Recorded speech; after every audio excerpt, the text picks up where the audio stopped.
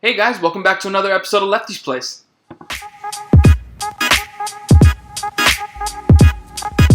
Finally here, we're going to be talking about centers today.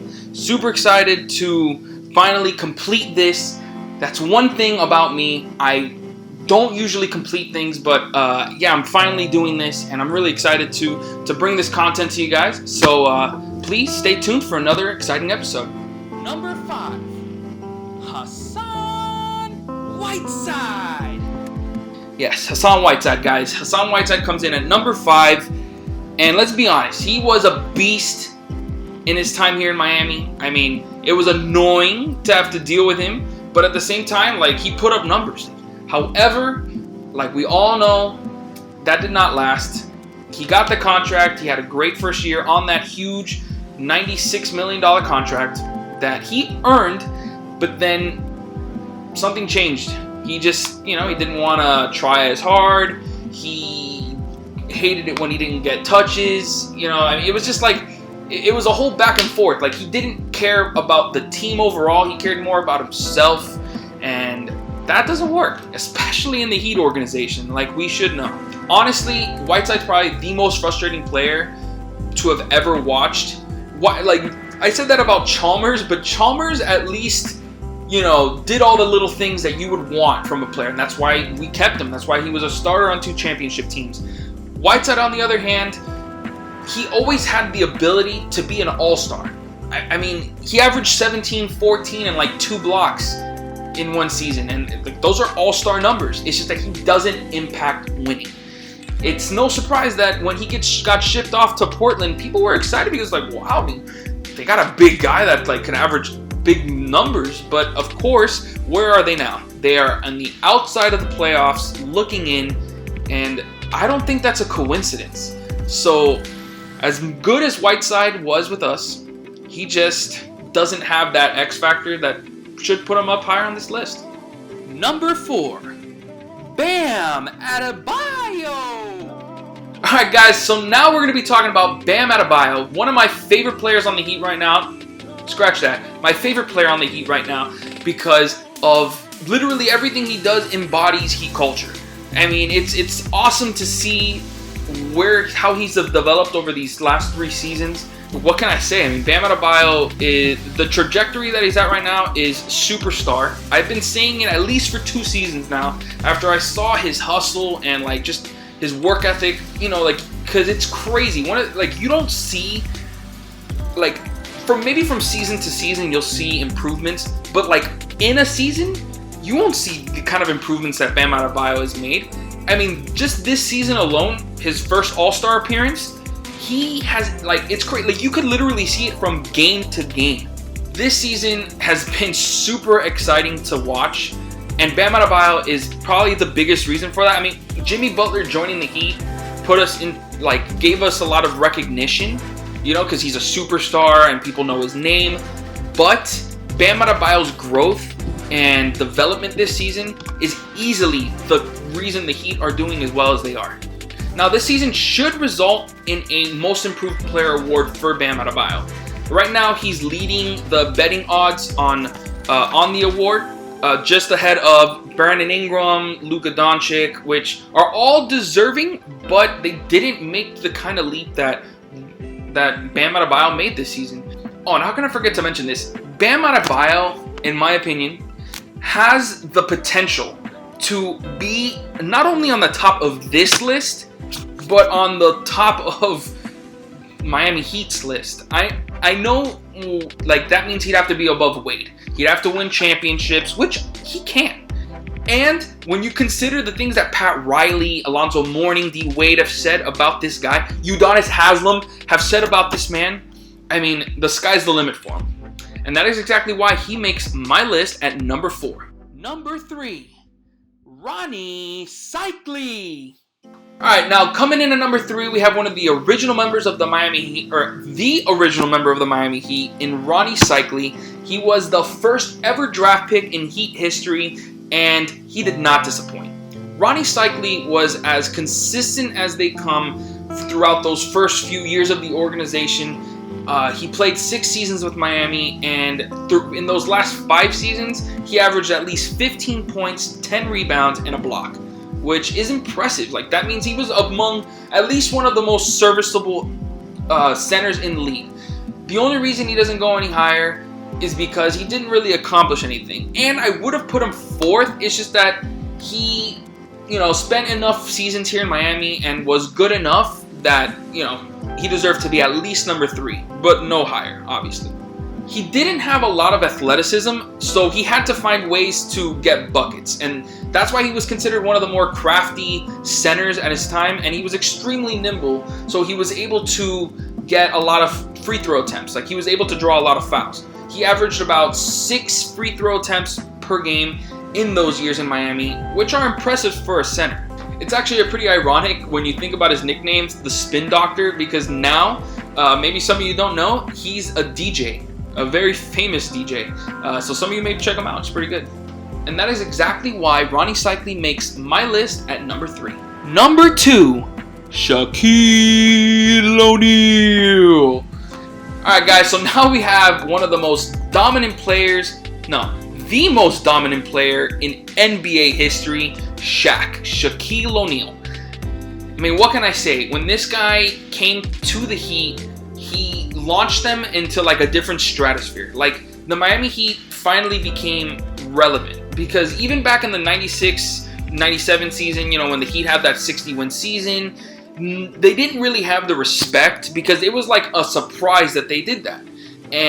But this time around, Shaq coming in just solidified the Heat as a top-notch organization, and I mean, it led to a championship. So I mean, it's no doubt in my mind that Shaq deserves to be number 2 on this list. When Shaq joined the Heat, people obviously still knew that he had it, but they didn't know to what extent. So when he came out in the 04-05 season and pretty much had an MVP caliber season, just missed out on that award to Steve Nash in one of the closest MVP votings in NBA history. Shaq led the Heat that year to, I believe they were the number 1 seed in the conference, and they looked to be like a favorite to win that season. The only team that seemed to be a little better was the Indiana Pacers, but obviously that year was the Malice at the Palace, and that ruined that team. So the Heat were the favorites. They should have been the favorites. Just obviously Wade getting hurt in the Eastern Conference Finals against the Pistons derailed that season. But it couldn't hold them down for long. As we all know, Shaq wasn't the best player on the Heat in the 05-06 season.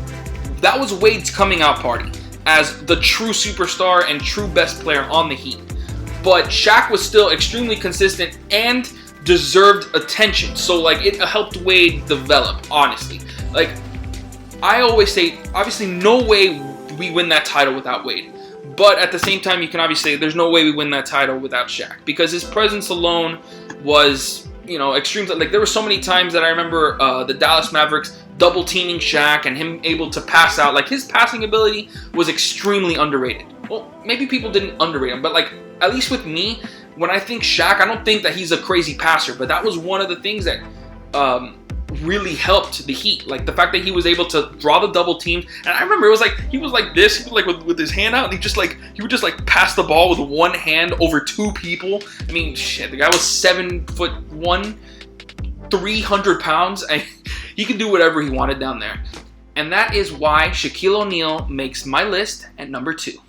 Starting our honorable mentions, we have Chris Birdman Anderson.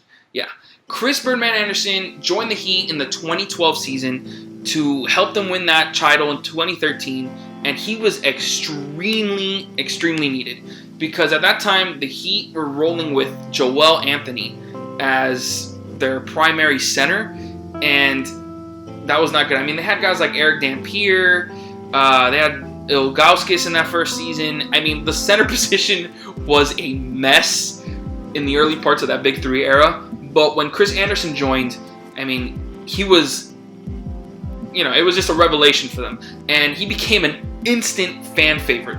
Are you kidding me? How do we not remember? Come on, guys. The other guy on the honorable mention is going to be Jermaine O'Neal. Yeah, Jermaine O'Neal played 2 seasons in Miami. It was like 1.5. because he joined them towards the end of the 09 season. And that was around the time when Wade was obviously like blowing up. This was right before the Big Three era. And they traded Sean Marion for Jermaine O'Neal and Jamario Moon at the time. And I mean, he gave us a solid start. He was a solid starting center for us. I mean, he still had the defense, but he was obviously past his prime that he had with Indiana. But he was still consistent. Like he averaged like 13 points with us, and like 6 or 7 rebounds, but 2 blocks. So he was a good starting center for us. Just didn't really do anything of significance. I mean, those years were just pretty much a Wade showcase. Like that was just like those were Wade's like unbelievable years. Like I remember that 08, 09 season. All right, we're not going there. But yeah, Jermaine O'Neal, honorable mention. And last on the honorable mentions, you guys are going to be surprised about this one. I was surprised about this one, but I couldn't leave him out. The Warden, Joel Anthony. Yes, guys. Joel Anthony makes the honorable mentions for top centers in Heat history. The reason for that is because he played 7 seasons in Miami. 7 seasons. I mean, he averaged 2 points and 2 rebounds per game. But the thing is, like I said when I was talking about Chris Anderson, he was a defensive anchor for us. I mean, not like he wasn't like an unbelievable like a Draymond Green, obviously, but he was good enough and cheap enough that it was like, all right, let's keep him here. And he won 2 titles with us. And he was like, not like he was a big part of them, but he was there. All right, like he was there and he played the games, and he was solid. But like it was just the Warden. Number 1. Alonzo Mourning. Alright guys, if you expected anybody else at the top of this list, I don't know what to tell you. Alonzo Mourning is one of the best players in Miami Heat history, probably in the top 3, just behind LeBron and Wade. And he comes in at number 1 as the best center in Miami Heat history. He's the guy that joined the Heat in the 96 season and instantly catapulted them into contender status. I mean, obviously, when you added Tim Hardaway, then they became that 60-win team. But Alonzo Mourning started it all. And he embodied, I know I say this a lot, but this guy, he embodied Miami Heat culture and the organization more than anybody. Anybody. Udonis Haslem, Wade, anybody. Doesn't matter. He's the guy. Pat Riley has said it himself. He's the one that took this Heat culture and just embodied it into like everything he did. And it's obviously, with that said, it's no surprise that Alonzo Mourning is still with the organization and a big, big part of it. Now, as we all should know, Pat Riley is a huge lover of the big man era. I mean, he coached guys like Patrick Ewing. He had guys like Kareem Abdul-Jabbar on his team. I mean, he had big man on his team all the time. So when he joined the Heat as president of basketball operations in '95, he knew what he was looking for. He wanted a big man to build around, and Alonzo Mourning was that guy. And he brought him in, and the rest was history. I mean, he had unbelievable seasons with Miami. When he was the best player on the team. Obviously, there was a lot more to be desired in those years, as some people felt like they could have won a title. I mean, I still feel like when I'm looking at that team, I feel like they were still one piece away from winning, especially when you consider Michael Jordan being in that era. But Alonzo Mourning was as good as it gets. He won Defensive Player of the Year twice in Miami. He made, obviously, the all-defensive team a bunch of times, and he was just an amazing player. I mean, and not only was he amazing defensively, but then he was really, really good offensively as well, leading the team in that end as well. So, I mean, you had not only a productive player on court, but an amazing leader off of it. So, yeah, Alonzo Mourning, I mean, what else can you say? When you talk about Alonzo's greatest moments with the Heat, obviously you think about those 90s years when he was the best player on the team, but obviously me, being the next generation, thinks about that 06 title run when he already went through all those, the disease that he had to go, the illness that he had to fight, and then coming onto the Heat and being a backup big for the championship run. And as everybody should remember, his unbelievable performance in Game 6 when he put up 8 points, 6 rebounds, and 5 blocks. I mean, the guy was an animal. He was not going to be denied that title. I mean, come on, all of you guys should remember. I remember Jason Terry going in like it looked like an easy layup, and then all of a sudden, get out of here! And then he was on the floor, and he's like, ah, come on. Gotta remember that. That to me is my favorite Alonzo Mourning moment. That guy, the guy that doesn't quit, doesn't give up, and puts his organization ahead of himself.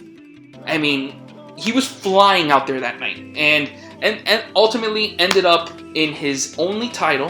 And I'm so happy for him. I mean, obviously now he's with the organization. He's a true Heat lifer, and will be with us forever. I mean, should be. And yeah, so that is exactly why Alonzo Mourning is the best center in Miami Heat history. Alright guys, that's going to end my video. I hope you guys enjoyed. I feel like I was a little more, out there on this video.